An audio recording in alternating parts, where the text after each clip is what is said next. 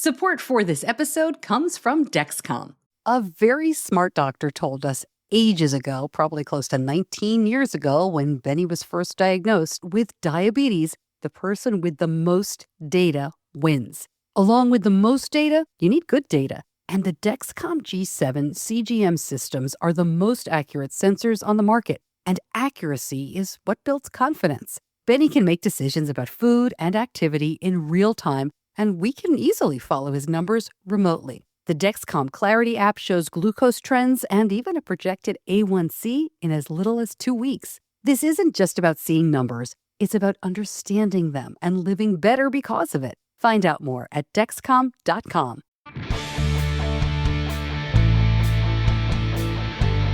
This week on Diabetes Connections, imagine getting your kids screened for T1D and agreeing to do it yourself, just to set a good example. And then your test is the one that comes back with type 1. That's exactly what happened to Chris Dunn. She was positive for all of the autoantibodies and has since been treated with Tzield, the medication shown to delay the onset. We're talking to her about all of that, what the treatment is actually like, how she's doing since, and what her family thinks of the whole thing. This podcast is not intended as medical advice. If you have those kinds of questions, please contact your healthcare provider. Welcome to another week of Diabetes Connections. I'm your host, Stacey Sims. We aim to educate and inspire about diabetes with a focus on people who use insulin. If you're listening to this episode just as it goes live, love to have you join us for a webinar happening tonight. And we're talking about camp. Yeah, I know it is January, but diabetes camps open for registration usually end of January, mid-February, and some of them fill up very fast. So if you have questions, there's a link in the show notes. You can join me and Anna Sabino. She is with Finding Smiles Coaching. We are both big proponents of camp, me as a mom of a kid with type 1, Anna as somebody who has lived with type 1 since she was a child and has had longtime experiences with camp as a camper and as staff. This is an entirely Q&A webinar. No stuffy presentation, no PDFs to look at. Just come and bring your questions. It's at 8 o'clock Eastern, and you can really register right up to the last minute. It's Zoom, and you know how all of that works. I also want to let you know that I will be at the Breakthrough T1D Community Summit in Bethesda, Maryland this Saturday. That's in Rockville, Maryland. I will also put a link in the show notes. I'm going to be moderating a panel talking about the world's worst diabetes stuff and look forward to meeting a lot of you. And we'll be back in that area almost exactly a month later for our very first Mom's Night Out of 2026. Mom's Night Out Washington, D.C. is really in Silver Spring, Maryland. And that is happening February 20th and 21st.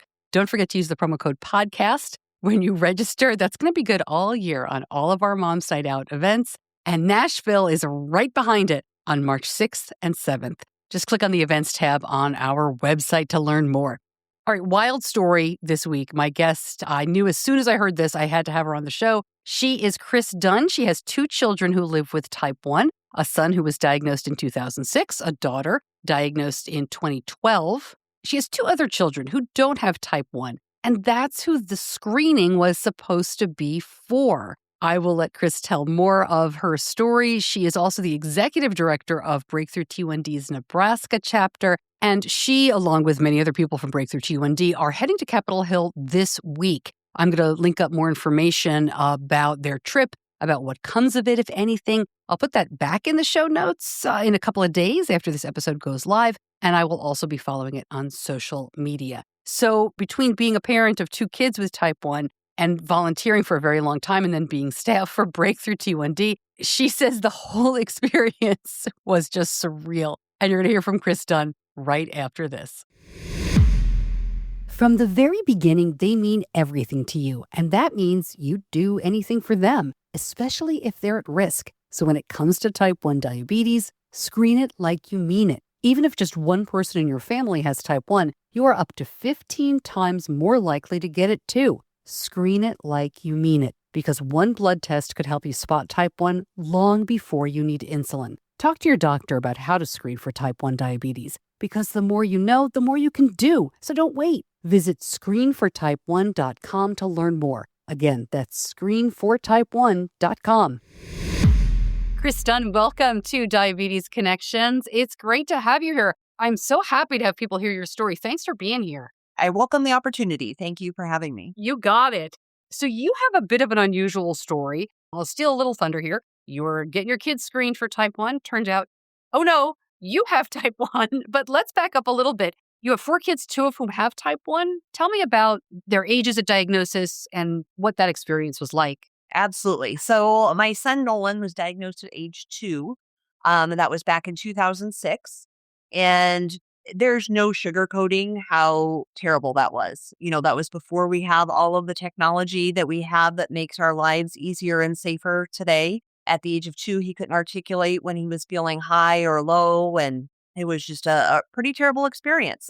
He was also diagnosed in DKA, which, as your listeners are probably aware, is a life-threatening condition. So it was a very scary time. And we spent that first year of his diagnosis just feeling like we were living in a hole, trying to keep our son alive 24 hours a day, doing midnights and 3 a.m.s every single night. And then we went to our first, what was then JBRF event right about a year after he was diagnosed. And that day changed our lives. It was the first day where we felt hope, where we felt a sense of community with other people who were living the same life that we were living, and where we felt empowered, where we could jump in and make a difference for our son. So it was just so great to be able to connect with other people who understood what this life was. And then our commitment to changing our son's future doubled just a few years later when our daughter Patsy was also diagnosed at the age of 4 in 2012. We have long valued screening in our family. My son's diagnosis really just cemented for me that I never wanted to live that again, of having a child go through DKA. So when Patsy was diagnosed, we actually had tried to have her screened through TrialNet in 2011. And unfortunately, they just could not get the blood draw. So we did not actually complete the screening. But I was screened at that time. And another child, Ellie, was also screened at that time. But we just had the heightened awareness of the signs and symptoms. We did actually catch her pretty early. So she was never in DKA, never had to be hospitalized. So her diagnosis story was very different.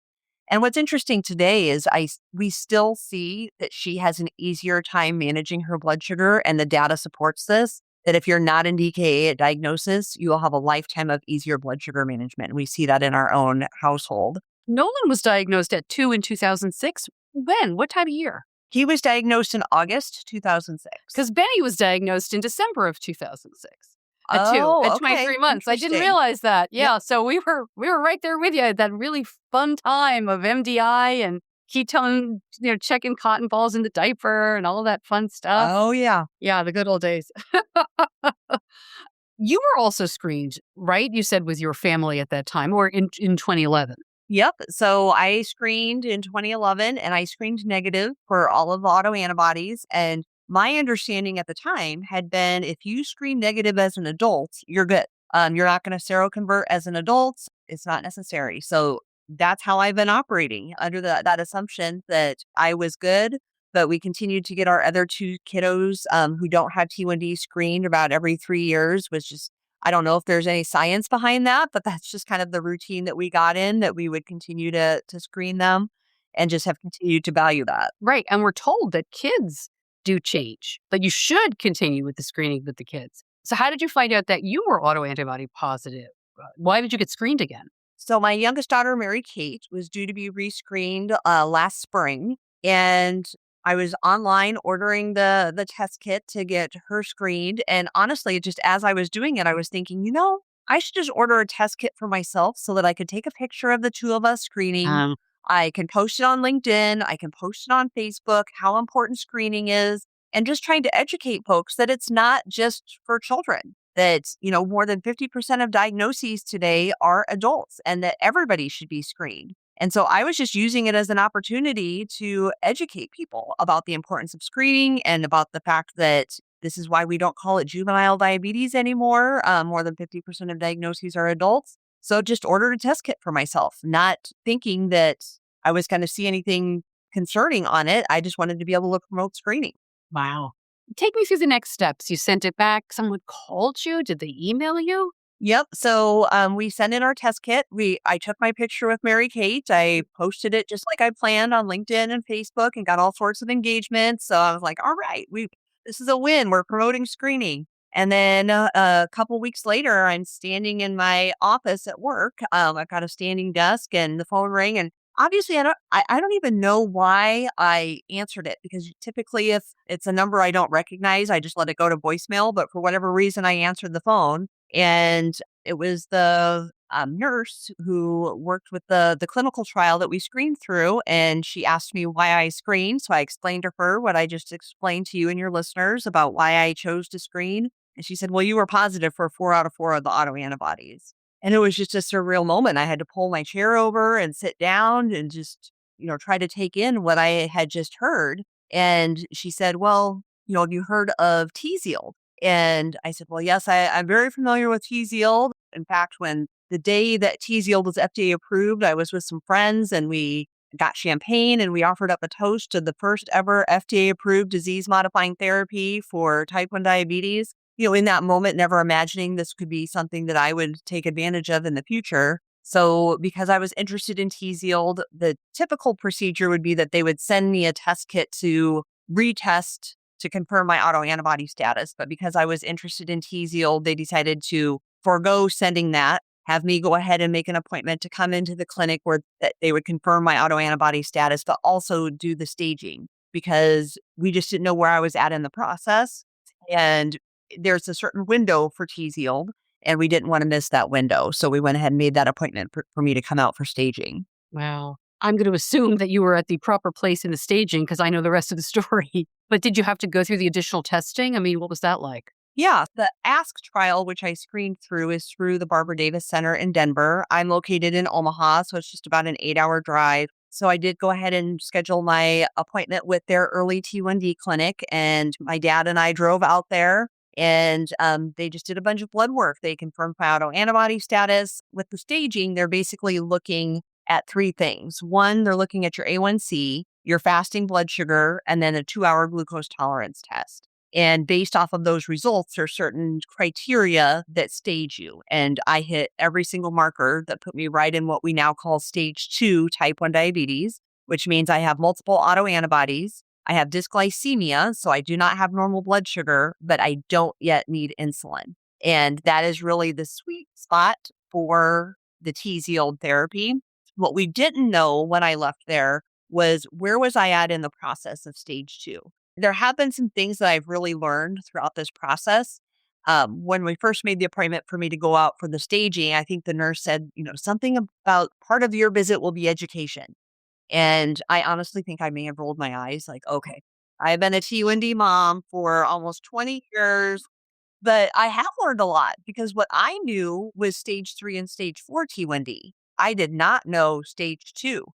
And one of the things that I learned is that adults can live in stage 2 for a decade or more. So it can take a long time to progress through stage 2 for an adult. And the sweet spot for the Tzield infusion is right at the tail end of stage 2. So we had to wait to find out my C-peptide results, which would tell us exactly how much insulin I was actually producing, to determine, was I at the right timing for this therapy? Because FDA approval is one time in your lifetime. So you don't want to mess that up. You want to make sure that you've got the sweet spot. So we had to wait a couple of weeks for my C-peptide results to come back. And the doctor called and said, yep, it does look like there's some significant beta cell damage. So if we're going to progress with this therapy, we should probably go ahead and get you scheduled so we don't miss your window.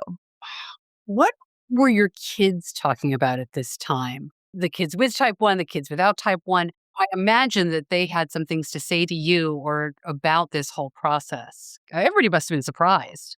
Oh, everybody was shocked. I will say it's pretty interesting. I feel like my kids that have T1D, their reaction was very similar to how they manage their own type 1 diabetes. So Nolan is very straightforward. Just, I'll do what I need to do. I don't want to talk about it. I don't want to chat about it. I'll do it. We take care of it. And that's been his reaction. His reaction was like, oh gosh, that sucks. And then moved on with his day. Where Patsy is much more emotional about type 1 diabetes. So she definitely had a more emotional response to my diagnosis. My daughter, Ellie, who has been screened multiple times, who does not have T1D, She actually traveled with me for the infusion. So she was a part of that whole experience. And what's your other child's name? Mary Kate is my youngest, and she's the one that I screened with. And, That's it. she's younger. She's 15. So, I think she recognizes the significance of this, but I don't think completely can wrap her mind around just how crazy this whole sequence of events has turned out to be. And her screening was negative when you screened together. Correct. Yes. Yep. I do have to say one aside that made me laugh when you said it was just an 8-hour drive. The implication there was that was kind of reasonable and short, right? Yes. That's Nebraska. Yeah. My East Coast listeners, Just drive especially across the whole state. my it's Northeast fine. listeners are like, oh, what? No Acello? I can't take on a little train action? That's really funny. Okay, so your beta cells are going kaput. It's time to go. Were you able to have treatment locally? Because it's a 14-day infusion. Right back to our conversation in just a minute. But first, a word from our community. Hi, my name is Holly Whitteman. I've lived with type 1 diabetes for over 4 decades now, and I'm a medical school professor in Quebec City. For listeners in Canada, I and a team of other experts, many who have type 1 or are parents of children with type 1, have created a new free program called Community 1D. We match up small groups of people whose lives are touched by type 1 diabetes. It could be their own, their child's, their spouse's, you name it, to connect by Zoom once a month.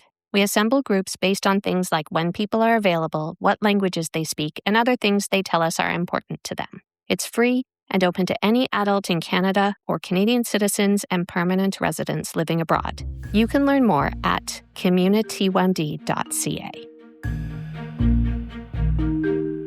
It is a 14-day infusion. So here locally in Nebraska, Children's Nebraska does infuse children, pediatric patients. There is a physician who is infusing adult patients here. However, I did choose to go back to the Barbara Davis Center for my infusion just because they've done it dozens and dozens of times. They have one of the only early T1D clinics in the nation. They have providers on staff who are part of the initial study for tocilizumab. So I did choose to go back there. Luckily, I have incredible support. There's actually a friend who was able to donate their Hilton points for me for the first week of my stay. And then my second week of my stay, I have a friend who has T1D who lives literally 10 minutes from the Barbara Davis Center. So I was able to stay there for the second week. Other than the gas to drive there, it didn't really cost me additional funds to go there. Yeah, that's great. Again, and only an 8-hour drive, so, no big. Only an 8-hour drive. How do you feel during that? I've talked to one or two people who've had Tzield infusions who said it was, it was fine. It was boring. Was it an okay experience? Yeah. I guess I'll back up to like how I was feeling going into the experience. Going out there, I felt like everybody was asking me, how are you feeling? Are you excited? Are you nervous? How are you feeling going into this therapy? And, I had to think about that at first. And then it really dawned on me that it really wasn't either of those things. It was gratitude.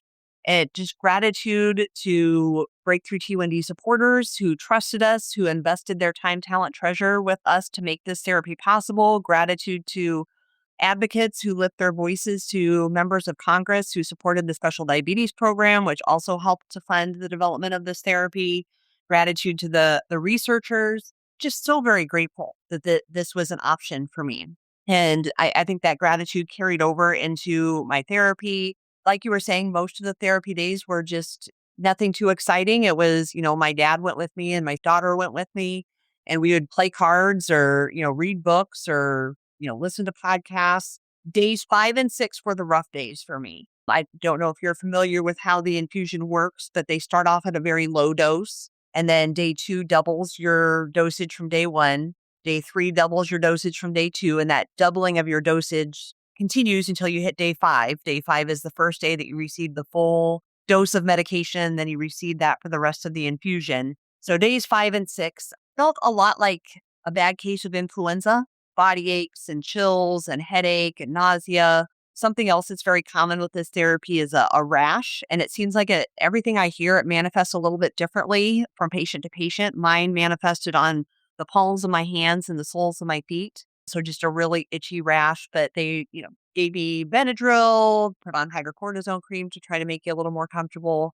But then by the time we hit day 7, it just steadily got a little bit better every day and just continued to feel better from there on out. What's it like walking out after that 14-day? There's no switch that has been flipped that you can perceive. You don't feel that different, I would imagine. Did anything change for you either physically or I assume mentally you felt differently? Oh, I mean, I got this picture of myself walking out of the clinic. My dad was walking behind me and he took the picture, but I'm just walking out, just like, hands in the air, like victory. Like I just felt so excited and grateful to have that opportunity. Honestly, like, of course, my hope is that I'm a good responder to this therapy and that it gives me a very long delay for my need to start insulin therapy. But after having a front row seat to this disease for nearly 20 years, any delay that I get is a win in my book. So I'm just very, very grateful. Yeah. Yeah. So how do you know? What tell me about what happened since this was over the summer? We're talking early in 2026. I had my first follow-up appointment on World Diabetes Day. I have follow-ups as of right now every 3 months. And basically they repeat all of the blood work that I had during that initial staging appointment. And so my first follow-up on World Diabetes Day, so far, it's looking like I'm a good responder to this therapy. My A1C, fasting blood sugar, 2-hour glucose tolerance test, all looked phenomenal. So we shall see. I go back next month for my next 3-month follow-up, and we'll see what those results look like. But I do wear a CGM, so just anecdotally, I can see what my blood sugar is doing, and I think it looks pretty good. So we shall see what happens when they make me drink that big sugary drink when I come in next month and how I'm continuing to respond. But so far, so good. Wow. That's like the one you have to do when you're pregnant, the glucose tolerance test? Correct. Yeah. Because we're both moms of kids with type 1, I mean, one of the things I would think would go through my head if it happened to me would be like, like you, so grateful, but also like, oh, why couldn't my kids have this? Right? Because we all say the same thing. We all say, like, when our kids are diagnosed, I wish I could have this instead of you. Is there a little bit of guilt, a little bit of weirdness going through it this way for you? I don't think so. I mean, I know exactly what you're saying. Like the number of times that I said in my head, I wish it was me instead of you. Well, now it's like, okay, they still get it, but now I get it too. Like that, gosh, that really sucks. Yeah, that's not what I meant. Yeah. When I first got the call, I mean, I think there was a little bit of a pity party. Like, I cannot believe this is happening. But now that I've had this therapy and had this opportunity to, have this delay, it's just great gratitude. Yeah. So tell me about what it's like to do something like this while you're working at Breakthrough T1D. Not just because this has been pretty public and I know you've been posting about it, but you're working at an organization that helped make this possible, that is part of the education campaign in its own way. What is that like for you? It's pretty crazy. I mean, I am working for the organization that funded the development of a therapy that is hopefully changing my life for years to come. And honestly, I work on the front lines with our donors and supporters, and I just use this as an opportunity to share with them what their impact is making possible. Here's a real life story of what your support has done. And I just love that I get to share that with people. You said you were screened through a kit through the mail. Can you talk a little bit about the options?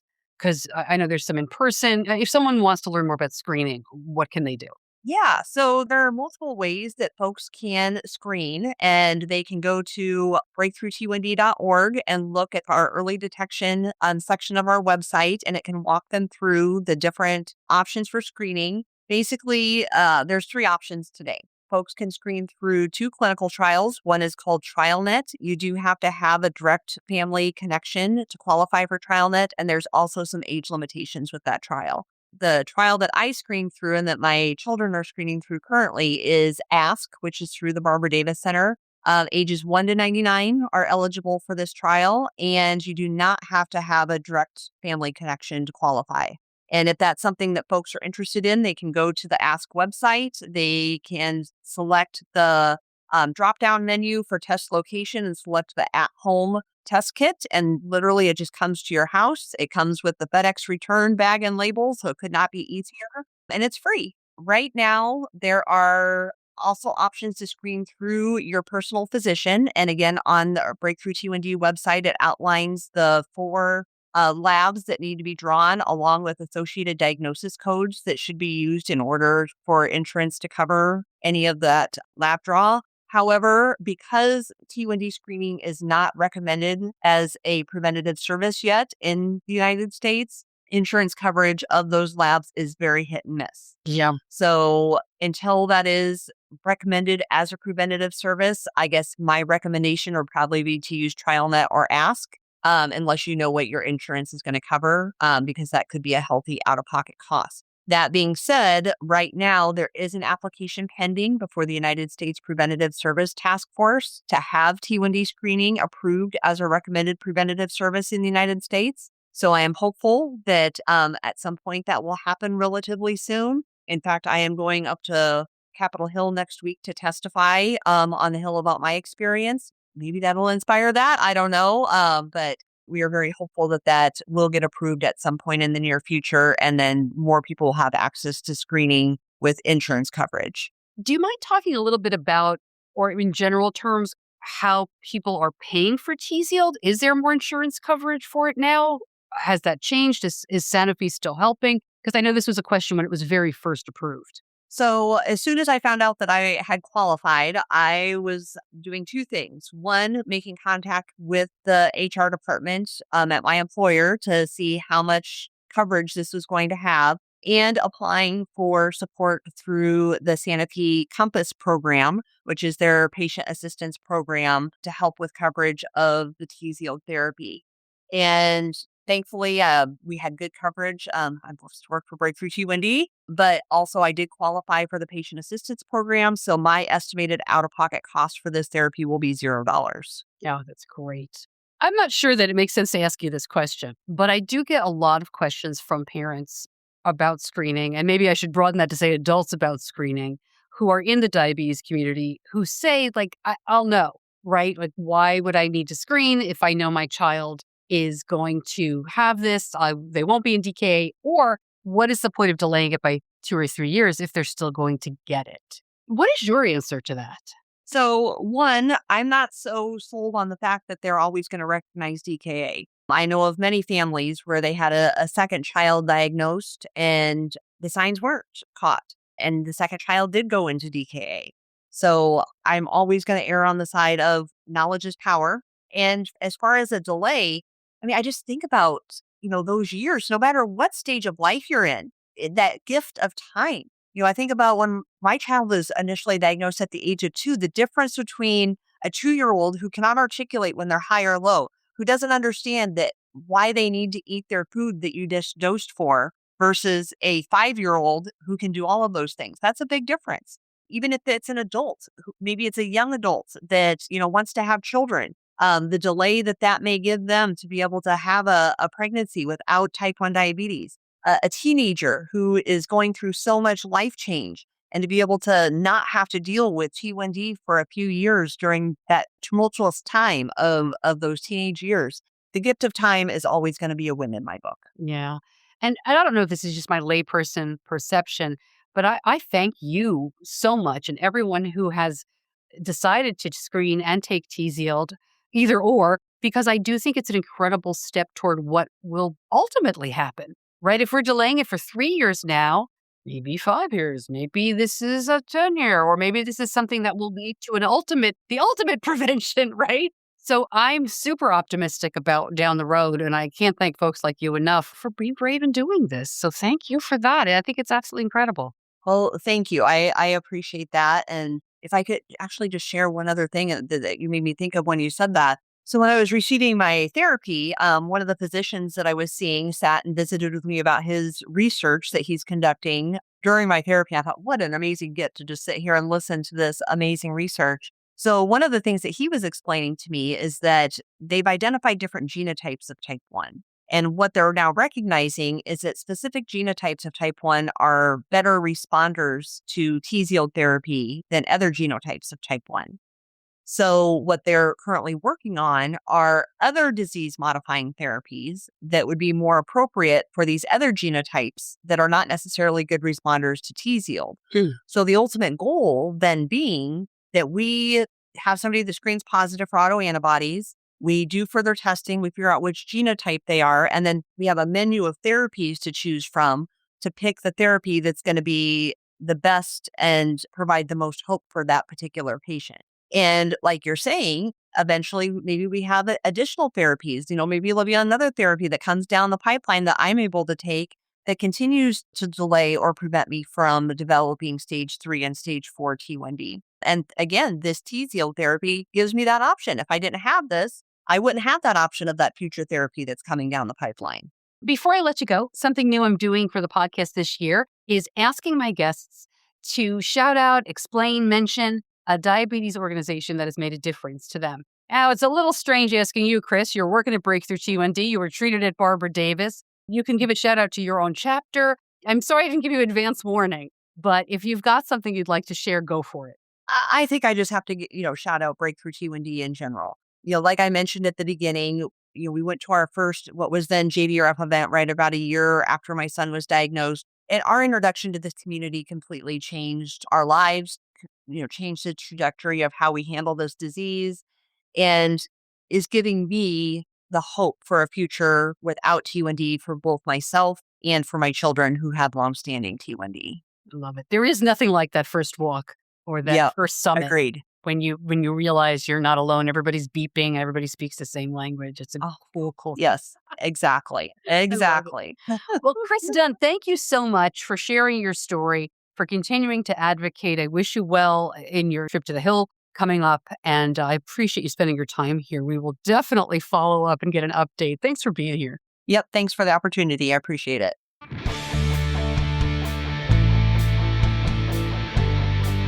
As always, I'm going to link up more information in the show notes. And again, Chris and the team from Breakthrough T1D are heading to Capitol Hill this week to talk about treatments like Tzield and other advocacy issues that Breakthrough T1D addresses. You can follow along on their social channels, of course, and I will, as I said, link back and put some stuff in the show notes here.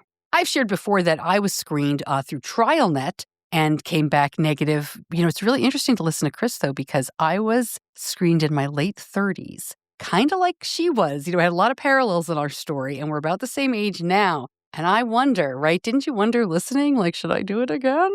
So stay tuned on that.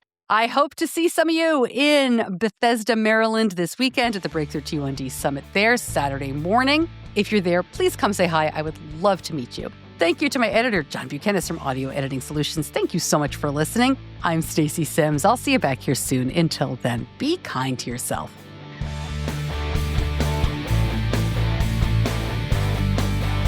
Diabetes Connections is a production of Stacey Sims Media. All rights reserved, all wrongs avenged.